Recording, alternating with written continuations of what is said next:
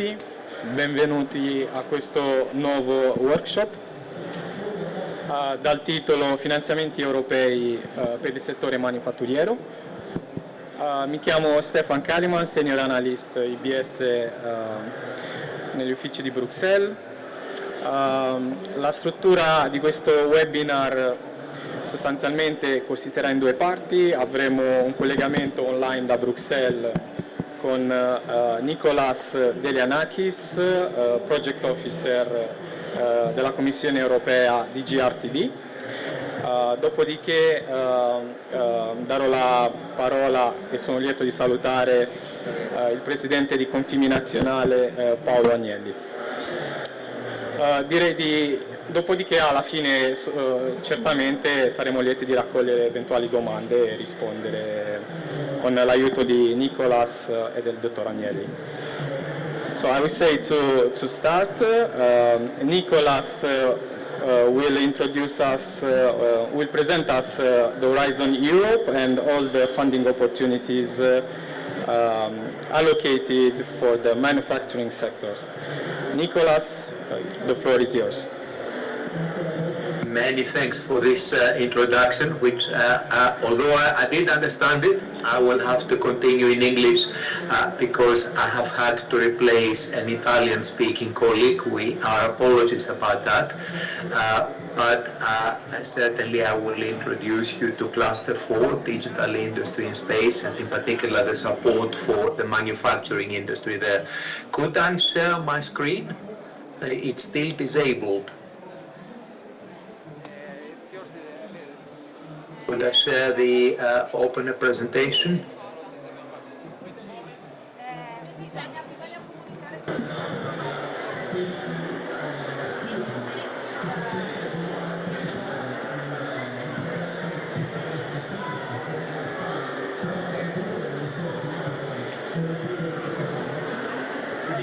So Nicolas, feel free to share your presentation.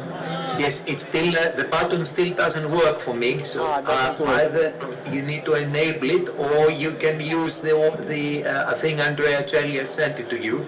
It hasn't changed, whichever you prefer. Okay. Yes, here it is. We are showing. Good, perfect. Thank you very much. So indeed, I will talk about opportunities. Please tell us when we have to go forward. Yes, indeed. I will talk about opportunities for manufacturing. Next slide, please. Unfortunately, I'm not Andrea Celli, who could have done this in Italian, but nevertheless, I will do my best. Next slide, please. Next slide. Next slide.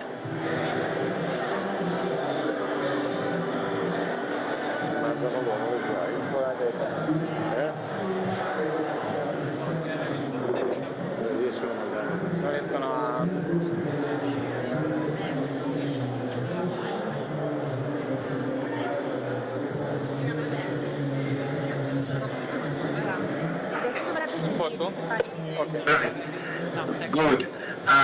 Yes, so first of all, this is some advice to proposers. It's very important, especially in Horizon Europe, to address the medium-term expected impacts. So the whole of Horizon Europe, which is an impact-oriented program, is organized in terms of an impact logic. So at the top you have key strategic orientations. I will say a few words about those. Then you have certain broader expected impacts, and finally you have the topics. Now you start from a topic because you find something there, you find something that interests you, but it's also important to understand what is behind each topic. So that is what I will outline briefly in the next few slides. And of course, you have to put together a consortium. That goes without saying. Next slide, please. Right, Horizon Europe, as you all know, it started in 2021 and it covers 7 years up to 2027, and it has a budget of at least 95.5 billion euros. And it does three main things. One is to support the Union's scientific and technological base, the European research area, to boost Europe's innovation capacity, competitiveness and jobs, but also increasingly these days resilience, and of course deliver on people's priorities, sustain the European socio-economic model. So all these things are very tightly integrated, including in the support that I'm going to outline now. Next slide, please. Now, this is the overall structure of Horizon Europe. It has 3+1 pillars. The first one is part excellent science. It includes, of course, the European Research Council and the Marie Skłodowska-Curie activities and research infrastructures. I will not talk about that now. Pillar 3, again, I will not talk about that now, even though it's closely related to Pillar 2. It's about innovative Europe and includes primarily the European Innovation Council. The pillar at the bottom is about the European research area, strengthening the European research area, including the widening participation. And pillar 2 is where is the one I'm going to talk about, because that is where the cluster digital industry and space is. That is about global challenges and the European industrial competitiveness. And of course, the two are very closely related. That is why they have been brought together in one pillar. You press the button now, I think the slide will change.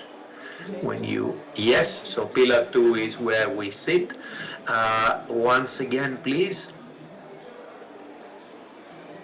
Yes, pillar 2 has 6 clusters, so-called clusters, addressing different global challenges, but all of them addressing industrial competitiveness in one way or another. And now I'm going to talk about say a few words about cluster 4, digital industry and space. Next one. Next one, prossimo. Te lo dico io. Right, now I will say a few words about the impact logic that I introduced at the beginning. Next slide. Faccio il moderatore. Now, there are 4 so-called key strategic orientations. These are the overall goals in Horizon Europe that all parts of Horizon Europe, including the 6 clusters, address.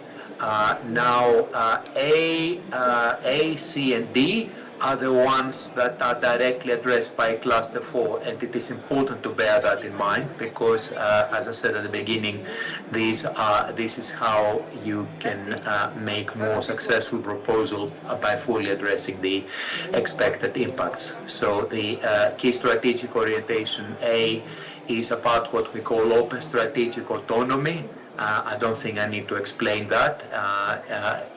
And although this is an older idea, the more recent events show us how important it is. C is about making Europe the most digitally enabled and sustainable economy, and what we also call the twin green and digital transition. And finally, D is about a more resilient, inclusive and democratic European society. And if you ask what cluster 4 has to do with that, it has to very much to do about the human approaches, how we can make technologies more inclusive, and in the case of AI also more compatible, fully compatible with European values. Next slide. Good, yes, and next slide again, let us skip this one. Yes, good. There are in cluster 4, like in other clusters, there are a number of so-called destinations. Now, each destination addresses is somewhat more detailed than the key strategic orientations. It addresses one main key strategic orientation, but not only, and it provides the structure for a work program. So when you look at the work program of cluster 4 or other clusters, you will see that there are a number of destinations, 6 in the case of cluster 4, and in each destination you will see a number of calls, typically 1 call per year, sometimes 2, and of course under each call you have the topics. And this slide gives you an overall map and the budgets that we had for each area, for each destination in the first work program, the work program 21-22.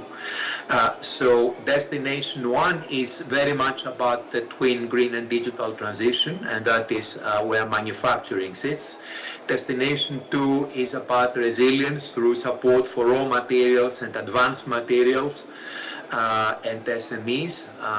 Destination 3 is about data. So that is a digital part of the cluster. Destination 4 is about digital and emerging technologies, including quantum and AI, also photonics and graphene. Destination 5 is space, which includes systems and services, technologies and services. And destination 6 is what we call human, and again it brings together all the topics that address specifically the human-centered aspects of cluster 4, although of course the human side you will see pretty much everywhere. At the bottom you see 6 figures, which are the budgets in the previous work program, for various reasons, but mainly because the next generation EU funding is coming to an end at the end of 2023. There is somewhat slightly less budget in the work program 23-24. There is a slight typo there in that slide. It's meant to be work program 23-24. But again, in the last 3 years, we will see an increased budget again. The structure remains the same in 23-24. Next slide, please. Now I'm going to say a few more words about manufacturing and about how we engage with the partners, in this case, manufacturing partners. Next slide. Now, Horizon Europe has a large number of partnerships, whereby the Commission works with partners, both private and public in general, in order to maximize impact for the investments that come from Horizon Europe. So the general idea in a partnership is that the Union provides funding for a certain area, and then other partners complement that funding. And there are 3 basic mechanisms for doing that, but in all cases it is about complementing and leveraging the Union's funding. And in Cluster 4, we have a number of partnerships. Some are called institutionalized partnerships because you will not see them in the work program, and they use a more, essentially an institutionalized mechanism for achieving the leverage I talked about, and those are 3 partnerships in digital domains, key digital technologies, which of course will evolve into the CHIPS joint undertaking, smart networks and systems, and Euro HPC, high performance computing. Also, we have a public-public partnership for metrology. And then we have a number of so-called co-program partnerships that sit entirely within the work program. Again, the general idea is to leverage the funding from the Union, but it is done in a slightly different way through industry in each area, agreeing to make further investments once the projects that have been funded by the Union in these areas are complete or even in parallel. Now we have 6 such partnerships, from AI to photonics to processes for planet, clean steel, and in particular one for advanced manufacturing, which is called Made in Europe, and is a successor of the factories of the future that we had in FP7 and in Horizon 2020. Next slide, please. Now, these are examples of projects because we are in manufacturing.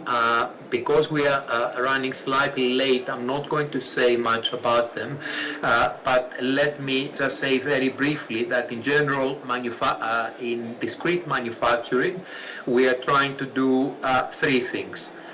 One is to promote the technologies that manufacturing industry needs. I started with things like additive manufacturing, lasers, photonics-based solutions, zero-defect manufacturing. The other one is to promote the digital side, which is becoming increasingly important for resilience. So this is a concept of Industry 4.0 that you have heard about. It is about hyper-connected factories, about industrial data sets, and so on. And finally, and very importantly, we promote the human side. We try to help the manufacturing industry offer creative and fulfilling jobs. So we are looking at things like human-machine interactions, but we also go beyond that to see how creativity and skills can be promoted in the manufacturing industry. And the projects we fund are basically examples of these 3 things. Next slide. The other aspect I would like to talk about, because it's very closely connected to manufacturing, is a Materials 2030 manifesto. Now, you don't need me to point out that advanced materials are the cornerstone of not only of manufacturing but of industry, and you could say innovation. So in order to do that, in order to support advanced materials, we have teamed with stakeholders in advanced materials, and they have presented the so-called Materials 2030 manifesto, which is essentially about the vision for creating markets for advanced materials in several different areas. And these are the priorities that we support in the work program, in addition to the advanced manufacturing that I mentioned earlier and the other activities in Cluster 4. Next slide. So again, this is how the Materials 2030 manifesto works. So it has a vision, and it will produce a roadmap, and this is the roadmap that is informing our choices, our priorities with regard to the funding of advanced materials. And in a way analogous to a partnership that is expected to create an ecosystem whereby further investments will be made to match the union's investments. Next slide, please. And this brings me to the end. I hope I didn't take too long, and that we have some time for questions. And once again, I apologize that that I have had to replace my colleague, and that I did this in English. Thank you, Nicolas, for this very clear presentation. We followed with a lot of interest. Now. Of course, if there are questions, please, for the moment, keep it. We will try to answer to them at the end. Now, I will switch in Italian. And adesso sono lieto di dare la parola al dottor Agnelli. Che ci parlerà dei bisogni e delle sfide del comparto manifatturiero alla luce appunto dell'attuale scenario geopolitico internazionale. Prego. Sì, buonasera a tutti. io avrei tante cose da dire sui problemi dell'industria manifatturiera, però oggi come oggi, e specialmente in queste ore, e in particolare dopo aver sentito il professor Deliyanakis, che ha elencato tutto ciò che l'Europa fa e la Commissione di Bruxelles fa per aiutarci, che parlano dalla promozione, dalla competitività, l'innovazione, la leadership, la sostenibilità, la ricerca, le sfide globali, l'innovazione, tutte cose bellissime, ma qui noi siamo regrediti improvvisamente in una notte e non avremo il gas. Pensate un po' dove siamo arrivati con la nostra fantasia del migliorare, e ci siamo dimenticati che doveva esistere l'acqua, il gas e l'energia elettrica.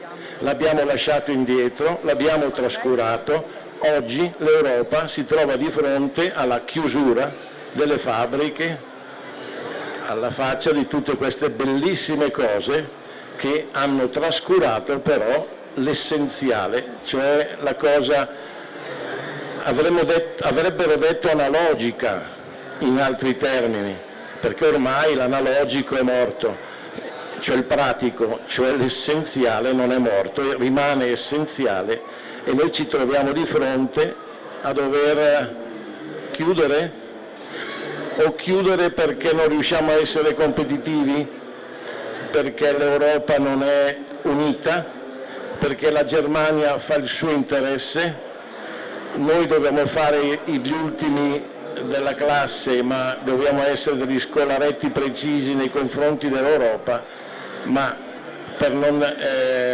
dire di più, voglio dire che se dovessero il nuovo governo non dare una mano immediatamente, cioè domani mattina, non dopodomani, mettendo un tetto italiano al costo del gas, ammesso sempre che ci sia, perché quello non dipende, abbiamo perso completamente il controllo di un elemento necessario per fare manifattura. Siamo la seconda manifattura d'Europa, la prima ha già buttato l'assegno sul tavolo di 200 miliardi di cash per poter salvare. Noi non sappiamo se farlo, se dobbiamo essere, perché stiamo pensando se dobbiamo essere sovranisti o meno. Abbiamo paura in tempo di guerra, perché che siamo in tempo di guerra lo ha detto anche Papa Francesco, l'unico che ha avuto il coraggio di dirlo. È scoppiata la terza guerra mondiale, che non la si combatte solamente per fortuna a bombe eccetera, ma siamo comunque vicini alla bomba atomica, stiamo scherzando con la bomba atomica, ma siamo di fronte a una guerra commerciale che ti dice: io ho ritirato tutto il silicio che c'è al mondo e si chiama Cina, per cui la transizione